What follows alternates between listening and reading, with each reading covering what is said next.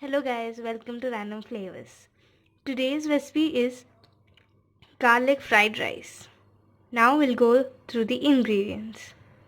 Some leftover rice, some curry leaves, 1 tablespoon of groundnuts, 1 tablespoon of chana dal, some red chilies and 7 to 8 pieces of garlic crushed.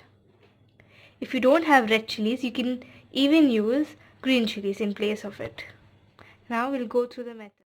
On the stove, put it on high flame and add oil to it enough for tempering. Now when the oil is heated, add 1 spoon of mustard,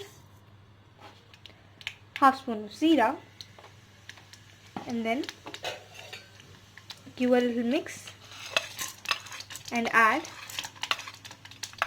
chana dal, groundnuts, the curry leaves, and then the red chilies. After that, add the garlic and mix it. Add some salt too. Now add rice to it.